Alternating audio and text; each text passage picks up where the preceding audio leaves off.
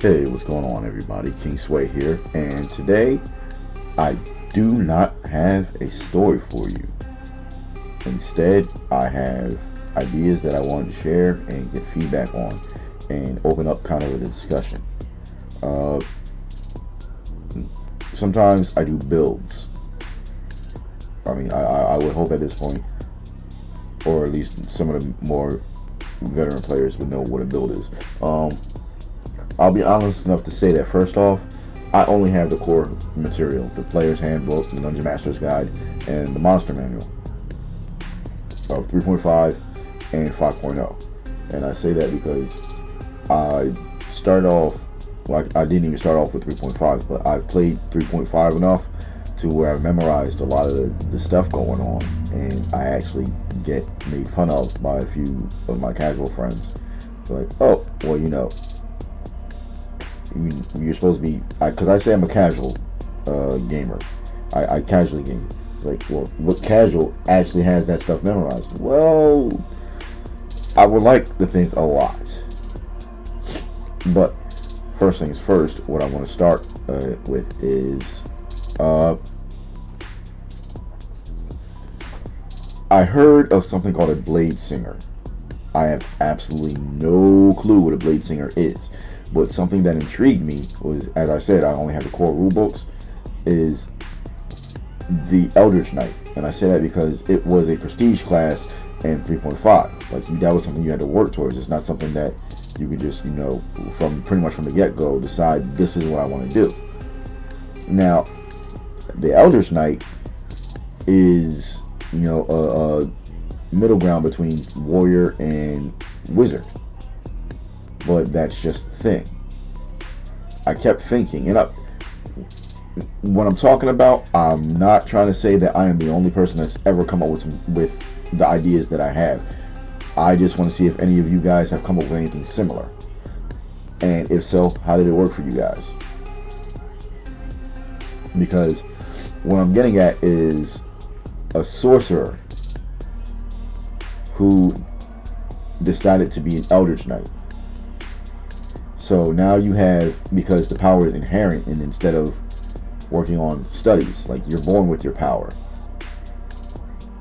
you have all the spell slots, and you have all the abilities of an Eldritch Knight. I think that is a very dangerous build. I say that because, as I said, you have all the powers of a sorcerer. You have all the cantrips, you have all the abilities, and if you pick the Dragon Blood Sorcerer, the Dragon Lineage Sorcerer, I feel as though that's an even more dangerous build, because eventually, like, you can summon weapons.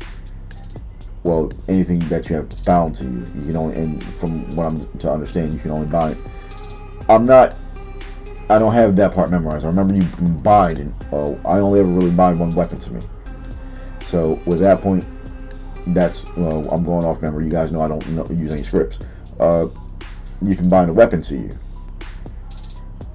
and summon out anywhere, but your hands become dangerous claws, and you get a breath weapon and scales eventually that help with your armor class, and you get to fly. Now, you have all of the magical prowess of a sorcerer with all the physical prowess of a warrior, if you have all the stats for that. That, in my personal opinion, is a very dangerous combination. I mean, obviously, I think that's why they try to balance out the Eldritch Knight to begin with, but I power game. I'm not going to sit here and lie to you, and I think I've said that more than once. I power game. Like, I'm the min-max guy, just trying to, like, I'm all for RP, but I try to use stats and things to beat the ever-loving crap out of monsters and stuff. And I very much enjoy combat. I love a good story even more, though. Again, down in the comments below, let me know if you guys have ever come across something like that, or if the Blade Singer is actually something like that. Second build idea is something, it's a combination of the Elemental Monk and a Druid. And I say that because Druid druids get their pack. The druids are loners. Well, technically they're supposed to be loners. They get their powers from nature, but a elemental monk also draws their powers from nature. They're benders. Now, if you get, I'm pretty sure some of you have watched Avatar: Last Airbender, and you've seen the meme of the squirrel water bending from the hose. Yeah, I think that would be cool, but also dangerous at the same time. Now you get a monk that can use healing spells, but also use their elemental manipulation powers. And it states you can use 1 cubic foot. You can manipulate 1 cubic foot of any element of water, fire, wind, earth. That is actually a very dangerous thing, especially if you watch Avatar: Last Airbender or even Korra, because one of the ideas I have is I use metal scales, and they're not just metal scales, they're actually conductive. They have they're alkaline alloy, and I metal bend them around my arms so that my arms hit like hammers. And I do that with my half god Dakaran. I'm pretty sure you hear me talk about him more than a few times. And again, if you want to know the full story, well, not the full story, but a good portion of that, I'm going to direct you over to my D&D tabletop channel, Fanfiction Gaming. You can't miss it. It's the icon is a guy standing next to an orc. It's a black and white picture. A friend of mine did years and years and years ago. A long time ago, actually, about 20 years ago. I've kept it since. Yeah, I talk about that guy a lot because he comes up a lot in descriptions and things of things that I'm talking about. But being able to manipulate something like that, and like an earthbending bear, that every time he stops, he uses the ground under him to form makeshift tectonic plates. Yeah, it's gonna mess the earth up, but now he's making small earthquakes whenever he walks and just pads. That's a very intimidating thing. That's scary, to say it the least, and that would give a big point of intimidation.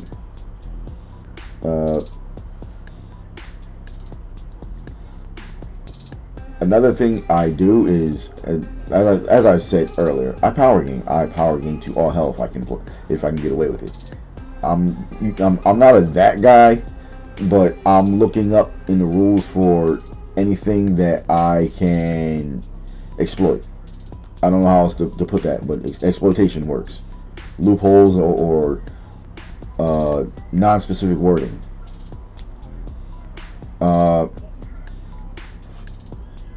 The Warlock, the Blade Pact Warlock, is in my personal opinion incredibly dangerous, because even though it says Blade Pact, it doesn't say bladed weapon as your pact weapon. It says weapon, and if you don't, and I learned this, I learned it the hard way, because I was contracting and packing a weapon to me straight away. If you don't pact a weapon to you, it flat out says you can summon any weapon you want, and you are proficient with that weapon. That in and of itself is very dangerous. You could be walking around with a coral of bolts, a quiver of arrows, and just those two, and everybody's wondering, well, what's he going to do with that? And all of a sudden, you hold your hand up and you got a 3-shot crossbow, or you hold your hand up and you got this really strong compound bow, compound composite bow. I've heard of an artificer. Again, as I said, I only deal with core rulebook stuff, so I don't know anything about an artificer other than they make crazy weapons and stuff like that out of pretty much anything.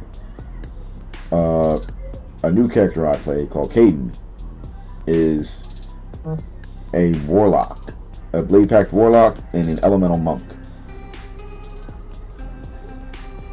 Um, I use what I call the Heaven's Blade, and You're gonna call me a geek for this, but the Heaven's Blade is actually science.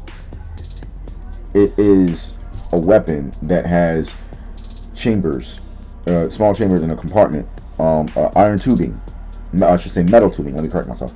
Going up the back of from the grip, the handle that goes up from the handle and goes and moves around the back of the blade and goes up the back of the blade. And what it's meant that part is made to do is you put some kind of liquid in there, usually like an oil or something in the handle, and you use air pressure to shoot it through the tubing and have the air pressure push and spray over the blade.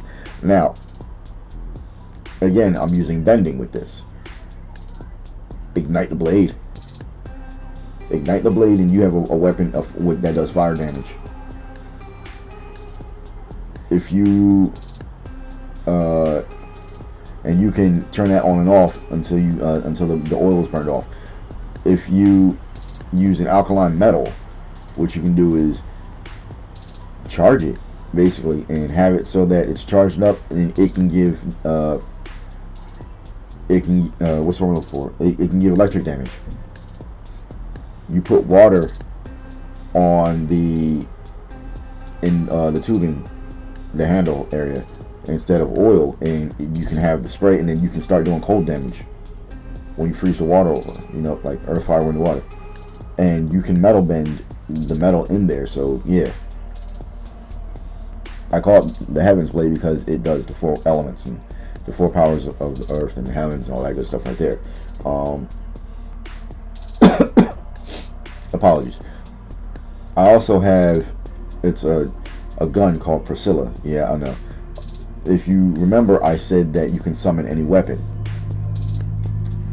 What I do is I actually made a design for a gun, a rifle type gun, and which you can use. You can either use a crossbow, like tensile string, to launch, or you can use air pressure. I have it so it shoots all kinds of different ammunition. It shoots it shoots crossbow bolts, depending on, because you can reconstruct it depending on what your design and what your need is for that time. One point I had it shoot small tankards of alcohol, and the reason I did that was because I ignited the alcohol. I was basically shooting oil, flammable objects, flammable liquid is what I'm getting at. I shot that off, and then I set everything on fire. You can have a shotgun, or you can do flechettes.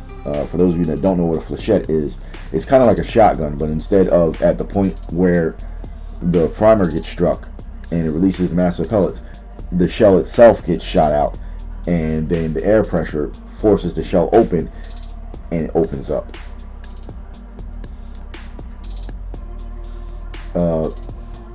And I use different types of flechettes, not just the ball bearing kinds. I use spikes and blades.